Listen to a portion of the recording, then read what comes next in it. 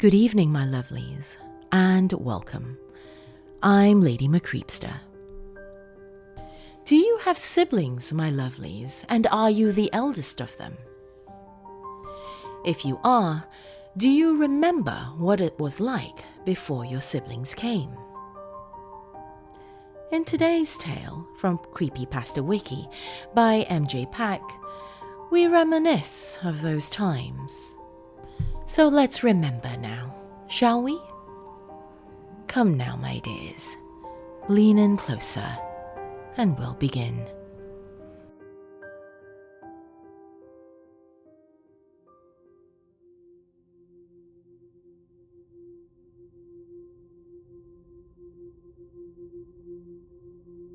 When you're a little kid, you do some strange stuff to get attention. Especially when you're an only child, and then poof, you're not.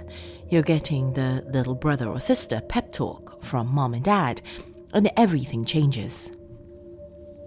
You're used to being the center of their world, being told you're the most special little girl, but as mom's belly gets bigger and bigger, and dad's patience with you gets smaller and smaller, you realize it's not going to go back to the way it was. Not ever. That's what happened to me when I was 7 anyway. I was the kind of kid that needs a lot of attention.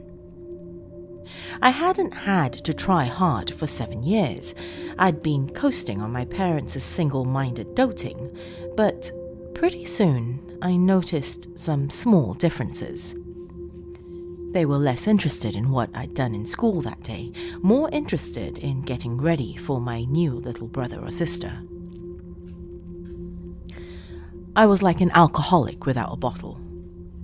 You feel fine at first, but soon the tremors set in and you realize you just need it, you know? You need their eyes on you, loving you, reminding you that you're the most special little girl in the whole wide world, maybe the only special little girl. So, in the last month or so before the baby came, I got creative. I made a new friend, I told them one night at dinner. At school, sweetheart? Mom asked. No. I was fidgety, excited, twitching in my seat when they both looked at me with rapt attention from across the table. Time to launch my plan into action. He lives in the air vents. His name is Marty, and he's magic. Oh, said my dad, and he smiled a little. That's fun. Eat your peas, Rosie. That was it. That was it. I just told them that Magic Marty lived in our air vents, and all I got was, that's fun? And what's worse, they went back to talking about the baby. I'd always heard that word with an ominous sort of importance, and whether they thought the nursery should be painted over the weekend or not. I stewed and pushed my peas around my plate. I knew I was going to think of something better. Something to make them ask me questions about Marty, about me, like they used to. Stupid baby. I didn't care if it was a brother or sister. It was a pain before it even got here. Over time, I came up with new tidbits about Magic Marty and how amazing he was. He only ate jelly beans, he could move things with his mind, he had a cat named Baseball, and he was my very best friend. Mom and Dad didn't care all that much. I mean, sure, they smiled and nodded and gave me the barest hint of recognition. They had their minds on other things. I upped the ante and started talking to the air vents in rooms all over the house, loud enough so that my parents could hear me in the den. Marty! I'd cry excitedly. You moved my coloring book when I was at school. Did you do that with your mind? Marty! I'd shout with glee. I wish I could eat jelly beans for dinner. Marty! I'd exclaim. "Have you let baseball out? Kitty cats need exercise." Nothing. The dumb old baby got everything. I started wondering if I was really so special after all. After one particularly hard day, when I'd brought home a Gold Star paper and Mom left it on the counter, didn't even bother to put it up in the fridge with one of my favorite fruit-shaped magnets, I crawled under my bed. I'd hidden there before during games of hide and seek with my best friend Brittany, and that day I didn't even want attention anymore. I just wanted to hide away from the world and think about how things used to be. I lay there glumly on my stomach with the dust bunnies, chin in my hands, trying to decide whether or not I had it in me to even cry, when I noticed it. The air vent. The slotted metal rectangle set in the carpet hidden by my bed. Mom sometimes yelled at Dad for rearranging the furniture. He covered the vents up, and then they had an argument about whether the air conditioning could even cool the room properly with some huge couch covering it. I guess she'd never noticed the vent under my bed because there'd never been in a fight about that one. I don't know why, but I started talking to it. For real. Up until then, it had all been stories and playing for show, but that day, I decided if I wasn't going to be the most special little girl anymore, I may as well have a friend, even if he was a made-up one. I told Magic Marty I thought Baseball was a very good name for a cat. I said moving stuff with his mind must be hard, but it was a neat trick to have. I confessed that it was really cool he only ate jelly beans. I liked the red ones best. Which color was his favorite? The air vent said, "The pink ones." A pause, and then, "They taste like cotton candy." I stared at the vent.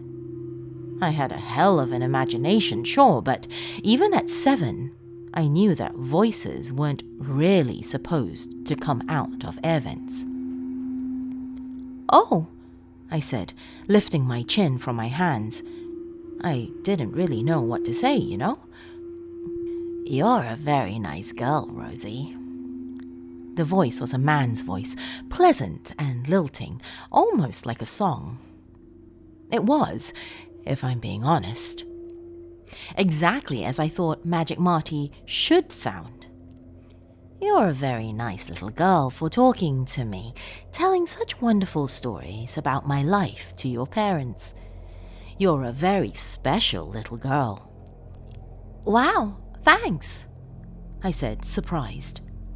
It felt like the first nice thing someone had said to me in a long time, and I mean, if someone as great as Magic Marty thought I was special, maybe it was true. Wait. "But I made you up, Marty." There was a long pause, then, in a tone that almost held a chuckle in it, "Are you sure, Rosie?" Suddenly, no, I wasn't sure at all. "Rosie, my special little girl, how could you make up all of my magical adventures? You're special, yes, but you're not magic." Now Marty did laugh, a wonderful musical sound that made me giggle a little too. "How could you make up good old Baseball here?" A pleasant meow floated through the metal slots of the air vent. Marty had a point. I mean, all those crazy things that he could do, and a cat, a real-life cat that meowed and everything. I couldn't have made it up, not on my own. It only made sense that I'd been talking to him all this time for real and just been so distracted by the baby. "Magic Marty," I said, laying back down again. "I don't want a little brother or sister. I miss when Mom and Dad just liked me." Baseball meowed again. and this time it sounded sad. "Of course you don't," Magic Marty said sympathetically. "Of course not. What good are babies anyway? Garbage. Noisy little stinkers. They can't even do a cartwheel." He let this sink in before prodding slyly. "I bet you can do a cartwheel." I can! I cried out, eager to scramble out from under the bed to show him, but he shushed me right away. "Quiet now, Rosie. If your parents find out we're friends, well, they might not like that I live in the air vent so much. They may decide to make me go." The idea struck me with such cold horror that I scooched even closer to the vent, nearly pressing my face against its smooth metal. "No, Marty, no!" I'd only just found my new friend. How could my parents make him go so soon? "They're going to have their stupid baby. Why can't I have you for my friend?" There was a small, hard lump in my throat that I couldn't swallow down for some reason. I was on the verge of tears. "Don't cry, Rosie," said Magic Marty in a voice as sweet and smooth as honey. "I will think of something." For the next month, Marty and I talked about everything. Every day after school, I would crawl under my bed, push my face close to the air vent, and tell him all about my day. I told him when Arthur traded me his plastic snake for my slide whistle. I told him how we only needed 3 more gold stars to get a class pizza party. I told him that Marissa S. was the best hopscotch player I'd ever seen. Marty oohed and ahed and asked questions, asked for more. He also asked when he thought I'd be getting a new brother or sister. I told him I didn't know. One day, I came home and Teresa, my teenage neighbor 1 house over, was sitting on the couch instead of my heavily pregnant mother. "Hey, Rosie," she said as I walked in and dropped my backpack. "Your mom and dad are at the hospital. You're going to have a new little brother or sister soon." "Neat," I said, but I didn't think it was neat at all. "I'm going to my room." Under my bed, I moped and played with my plastic snake. When you held it by its tail, the segmented pieces slithered back and forth like a real snake. My plastic snake was neat. The baby was garbage, like Marty said. "It's coming, isn't it, Rosie?" Magic Marty's voice asked me from the vent. "Yeah." I wiggled the snake back and forth, back and forth. "Maybe tomorrow or a few days. I don't know. I don't care." "Do you think it will be bad when it gets here?" For the first time, there was something else in Marty's voice. Not laughter, not honey. Something else. "Do you think it will be very bad for you, Rosie? Do you think your parents will even look at you ever again once that stinky little thing is here? Do you think it will be even worse?" I hadn't even considered it. I knew the new normal, sure, but it never crossed my mind that things could get worse. Baseball let out a plaintive mew. "What do you think, Marty?" I asked, worried. "I think," he said after a very long moment, "that I promised you I would think of something, and I am so very pleased to tell you that I have." A glimmer of hope. I glanced left, making sure Teresa couldn't hear us, then looked back at the vent. "Really? You can fix everything? You can make it so the baby doesn't ruin it?" "Oh, Rosie girl." Marty let the words draw out like a stretching wad of chewing gum. "I'm magic. I can do anything." Magic Marty told me to wait. He told me he would fix everything. He was my friend, so I believed him. Mom, Dad, and stupid baby Sophie came home a few days later. She was a pink bundle of squished up skin and soft little tufts of hair. I had to admit she was sort of pretty. And it was kind of neat how small she was. I didn't like how she sounded when she cried though, and that first night she was screaming loud. So loud I got under my bed and put a pillow over my head, hoping that if I couldn't block out her cries long enough to sleep that maybe Marty would be around and we could talk about his secret plan. "Marty," I whispered, but no one answered. "Baseball?" I tried instead. Nothing. After a while, the muffled sounds of Sophie's shrieks finally stopped and I fell asleep under the bed, hoping that Mom and Dad hadn't found out about Marty before he could fix everything. When I woke up, my room was full of light but dark at the same time. Strobes of red and blue streaked the walls like fireworks on the 4th of July. I was waking up because someone was pulling at me, trying to get me out from under the bed. For half a sleepy second, I was sure it was Marty. He was pulling me out because he didn't have to live in the vents anymore. He talked to Mom and Dad and they decided he could live with us in the house, but then I saw a police officer with a serious, stern face and I knew something was wrong. Police officers were only around when there was something bad. They were around when people needed to be saved. Did I need to be saved? Turns out I did. A neighbor, Teresa's mom I think, had heard screaming and called the police, but it was too late. My parents were found in their bed, shredded into bloody meat. Stab wounds, a lot of them, the autopsy report said. More than likely, a robbery gone wrong, or, more accurately, an abduction gone wrong. Because little 3-day-old Sophie was gone, her brand new crib empty. The police told me I was lucky. Whatever monster had hurt my family probably hadn't found me because I'd been hiding under the bed. Pretty lucky, right? I made it out okay. I stayed with relatives in foster homes, got lots of therapy. I was treated all right. None of the horror stories most unfortunate orphans have to survive. In therapy, I realized that I had made up Magic Marty as a coping mechanism. He'd become more real to me than my parents had because I so desperately needed to think that someone found me special. I'd never really heard anything, and my coping mechanism, as it turns out, probably saved my life.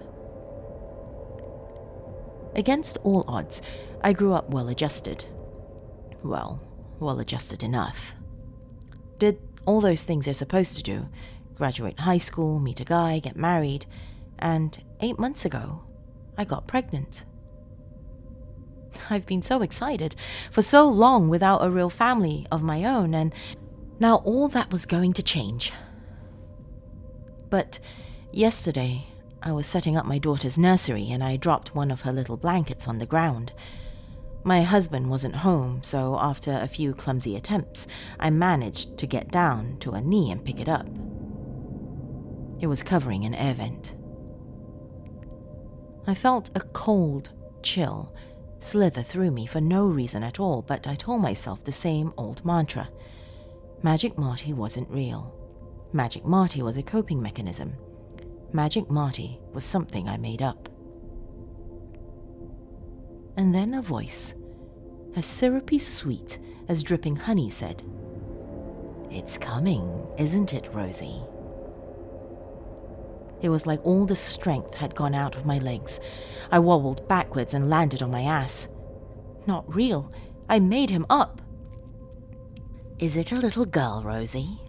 Magic Marty said, because there was no one else that voice belonged to, no one else it could belong to. "I hope it is. Oh, I so hope it's a little girl. Do you know why, Rosie girl?" "You're not real," I said, but I didn't believe it, and suddenly I realized I never believed it. Because I fixed it.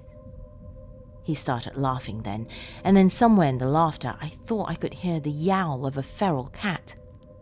I fixed it, just like you asked, and you don't even know the best part.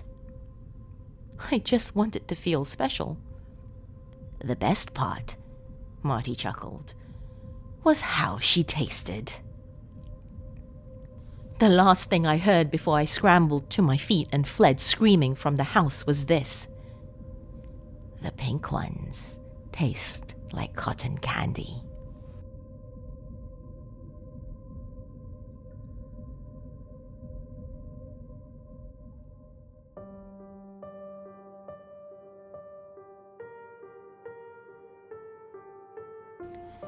Thank you for joining me, my dears. If you remember what it was like being the only child before your siblings came, let me know in the comments below if you're watching this on YouTube. Were you excited to have them come, or did you dread their arrival? And once they did arrive, how did you feel then? If you're listening to me on the podcast, reach out to me on social media. I am Lady Creepypasta on both Facebook and Twitter. To those of you who are supporting me on Patreon, my beautiful dark family, I thank you. You really do encourage me to keep on going, and every little bit really does help. If you too would like to join my family, go to patreon.com/LadyMcCreepypasta for more information. That's all we have time this evening, my dears. Till next time, sweet dreams.